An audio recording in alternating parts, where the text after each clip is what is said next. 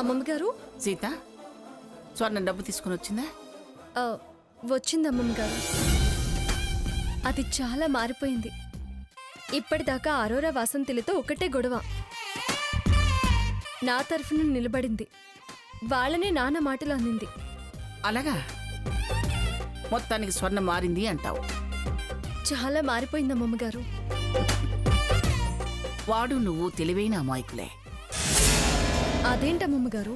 వాడు భోళశంకరుడు, నువ్వు పిచ్చి మా తల్లివి. అమ్మమ్మ గారు చూడు సీత, అది నిజంగా మారితే నీకన్నా నేనే ఎక్కువగా సంతోషిస్తాను.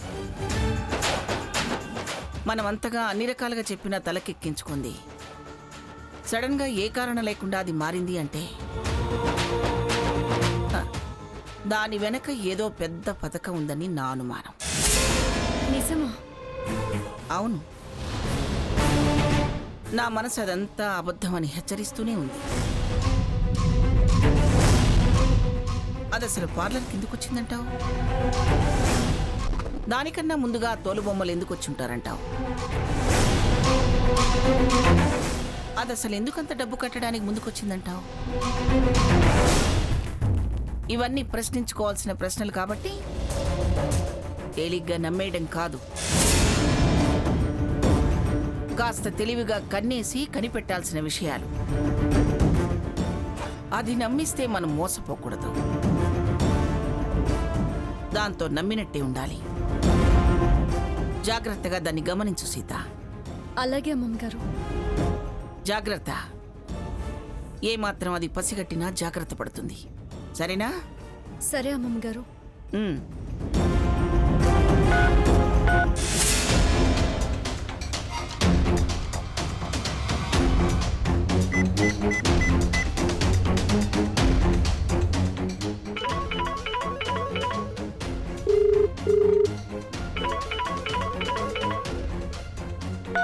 హలో. అవును, అనుకున్నది అనుకున్నట్టుగా జరిగింది. పథకం ఫలించింది. ఆ కుమారి, ఈ సీతామహాలక్ష్మి ఇద్దరూ నాకు అనుకూలంగా దొరికినట్టే. ఎవరితో మాట? అక్క లోపలే ఉంది. అయినా అంతా వివరంగా మనం సాయంత్రం 4 గంటలకి బీచ్ హోటల్లో కలిసి మాట్లాడుకుందామంటే.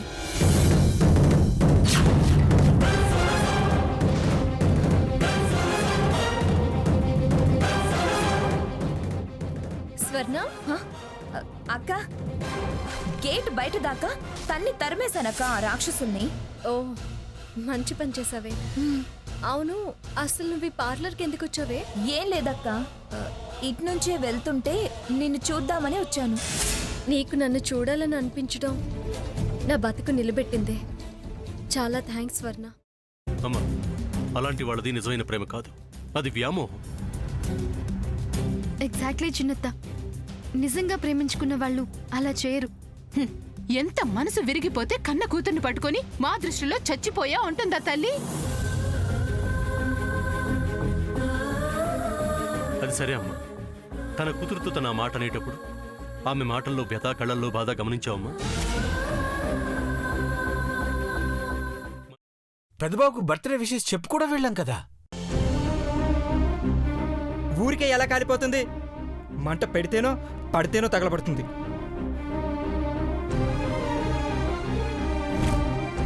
కరెక్ట్ చిన్నబాబు, నీకొచ్చినట్టే నాకు డౌట్ వచ్చింది. పార్వతే షర్టును తగలబెట్టిందనుకుంటా.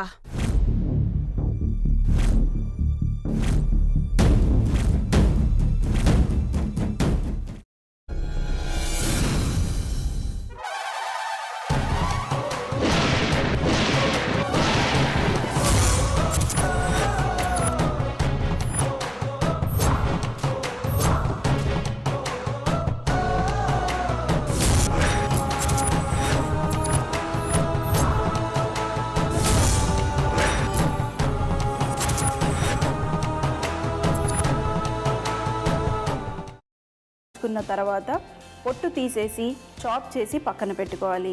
ఒక ప్యాన్లో కొద్దిగా నూనె వేడి చేసి అందులో ఆవాలు, మినప్పప్పు, శనగపప్పు, కరివేపాకు, సన్నగా తరిగి పెట్టుకున్న ఉల్లిపాయలు వేసుకుని 1 నిమిషం పాటు వేయించుకోవాలి. ఆ తర్వాత కాల్చి కట్ చేసి పెట్టుకున్న వంకాయని కూడా అందులో వేసుకుని బాగా మిక్స్ చేసి బౌల్లోకి ట్రాన్స్ఫర్ చేసుకుని అందులో తగినంత చిక్కటి పెరుగు లేదా పల్చటి పెరుగు వేసుకుని మిక్స్ చేసి అన్నంతో కానివ్వండి, చపాతీతో కానివ్వండి సర్వ్ చేసినా చాలా బాగుంటుంది.